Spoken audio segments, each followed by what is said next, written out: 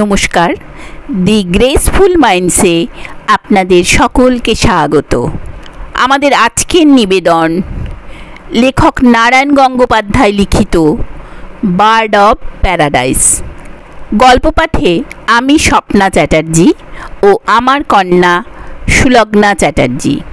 শুরু করছি আমাদের আজকের নিবেদন বার্ড অফ প্যারাডাইস।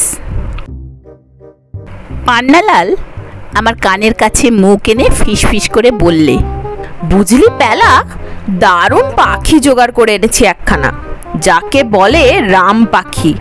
রাম পাখি শুনেই আমার রোমাঞ্চ হলো। তাছাড়া কি, এখনো কারো কাছে ফাঁস করিনি, পরে তাক লাগিয়ে দেব সবাইকে। দেখবি পাখিটা? বললুম, রাম পাখি দেখে আর লাভ কি, চেখেই যাই বরং। ওটা দেখার চাইতে চাখাটাই বেশি দরকারি। শাট আপ ইউ পেটুক, 50 টাকা দিয়ে পাখিটা কিনলুম, উনি সেটা চাকবেন। তোর যেরকম নোলা হয়েছে, এরপরে যে হাতিটাতে খেতে চাইবি। এবার আমি দারুণ আশ্চর্য হয়ে গেলুম। 50 টাকা দিয়ে মুরগি কিনলি? বলিস কি রে? মুরগি? মুরগি কে বলেছে তোকে? বাহ, রাম পাখি মানে কি মুরগি না? No, never.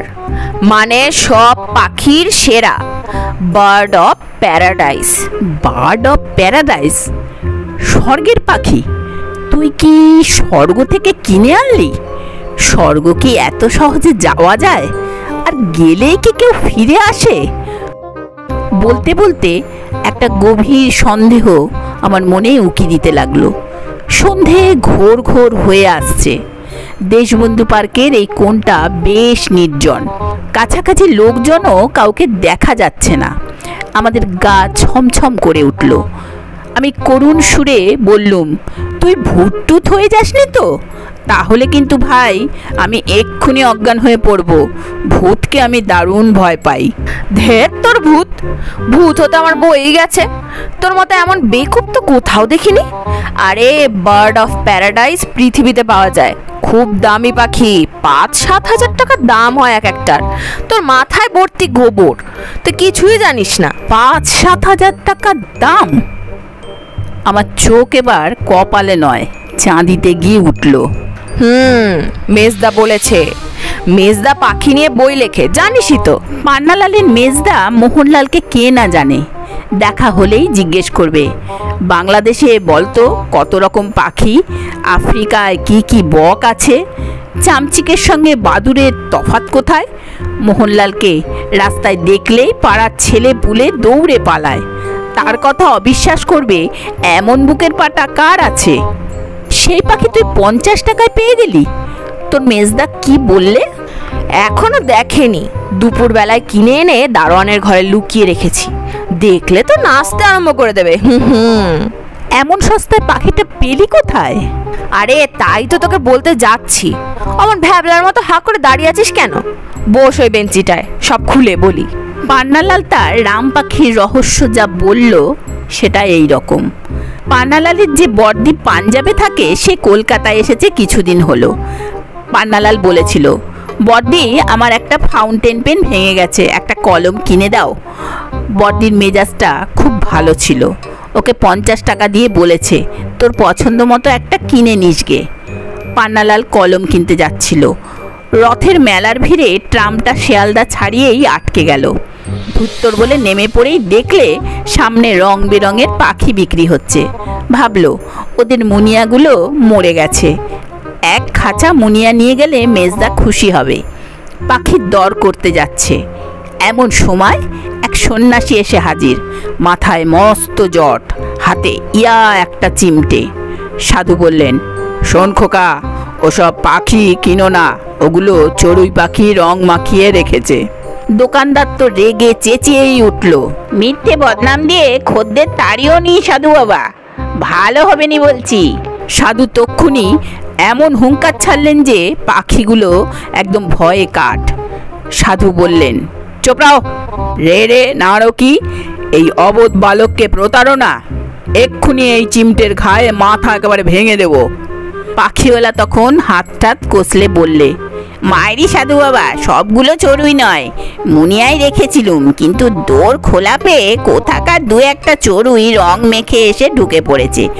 চড়ুইগুলো কেমন ধরিবাজ হয় জানেন? সাধু বাবা বললেন, জানি বই কি, চড়ুইগুলো দোকানে গিয়ে রং কিনেছে, আয়নার সামনে বসে গায়ে রং মেখেছে, তারপর ভালো মানুষের মতো তোমার খাঁচায় এসে ঢুকে বসেছে। পাষণ্ড বর্বর নরাধাম, তোমার নরকেও জায়গা হবে না। পাখিওয়ালা তখন সাধুর পায়ে লম্বা হয়ে পেন নাম ঠুকলে, তারপর বললে, ঘাট হয়েছে সাধু বাবা, তোমায় চিনতে পারিনি। মুনিয়া বিক্রির তো 12টা বাজালে, তুমি এখানে দাঁড়িয়ে থাকলে দুটো একটা টিয়ে ময়নাও বেচতে পারবো না। এই নাও পাচ্ছিকে পেন নামি, এখান থেকে কেটে পড়ে আমায় রেহাই দাও। সাধু বললেন, তোমার প্রবঞ্চকের পাচ্ছিকেই আমি ফুৎকারে নিক্ষেপ করি। চলে এসো খোকা, আমি তোমায় পাখি বেচে দিচ্ছি। সাধুকে পেয়ে তো পান্নালাল মহা খুশি। ভাগ্যিস আপনি ছিলেন, নইলে এক্ষুনি আমায় ঠকিয়ে দিত। সাধু হঠাৎ পান্নালালের কানের কাছে মুখ নামিয়ে বললেন, তোমাকে আমি একটা পাখি দিতে পারি, 1000 1000 টাকা তার দাম, চাও তো এক্ষুনি দিতে পারি। শুনে পান্নালালের তো মাথা ঘুরে গেল। 1000 1000 টাকা দামের পাখি সাধু বাবার কাছে? পান্নালাল এবারে বুঝলো পাগলের পাল্লায় পড়েছে। 1000 টাকা তো আমার কাছে নেই সাধু বাবা, সে পাখি আমি কিনবো কি করে? চলি তাহলে, টাটা। কিন্তু তার আগেই সাধু বাবা তার হাত চেপে ধরেছেন। বললেন, ভাবছো পরিহাস করছি?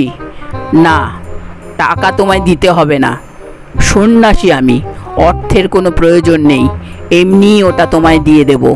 বিশ্বাস হচ্ছে না? এসো আমার সঙ্গে। মনে খটকা ছিলই, তবু পান্নালাল গুটি গুটি সাধুর সঙ্গে এগুলো। খানিক দূরে এগিয়ে একটা কানা গলির মধ্যে ঢুকলো দুজনে। এইবারে পান্নালাল আরও ভয় পেয়ে গেল।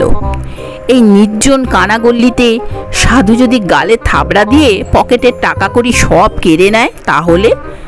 সাধু বললে, বৎস, মা ভই, ওই দেখো আমার শিষ্য জনার্দন পাখি নিয়ে বসে আছে।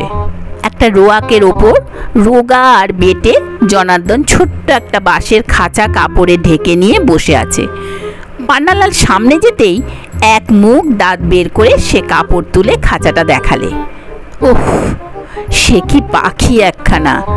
ময়ূরের পেখমের মতো 7 রঙা লেজ, হলদে কালো বেগুনে কত রকমের রং, দেখে পান্নালাল একেবারে হা। সাধু মিটমিট করে হেসে বললেন, দেখছো কি, বার্ড অফ প্যারাডাইস, যাকে বলে স্বর্গের পাখি, প্রশান্ত মহাসাগরের একটা নির্জন দ্বীপে থাকে। তোমাদের চিড়িয়াখানায় দু একটা আছে বটে, কিন্তু এই জিনিস তারা চোখেও দেখেনি। জনার্দন ঝট করে খাঁচাটা ঢেকে ফেলেছে।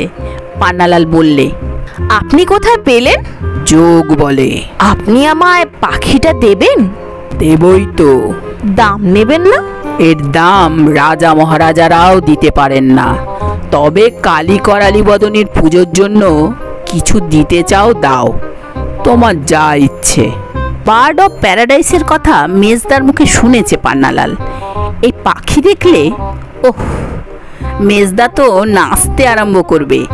পান্নালাল তক্ষুনি খালি ট্রাম ভাড়া রেখে 50টা টাকা সাধুর দিকে এগিয়ে দিল। সাধু বললেন, টাকা স্পর্শ করি না, জনার্দনকে দাও। এরপর আর অবিশ্বাসের কিছু থাকে? জনার্দনকে টাকাটা দিয়ে সাধুকে পেন নাম ঠুকে পান্নালাল খাঁচা নিয়ে ড্যাং ড্যাং করে চলে এলো। জনার্দন খিক করে হেসে বললে, খুব দাও মেরে নিলে খোকাবাবু, হে হে।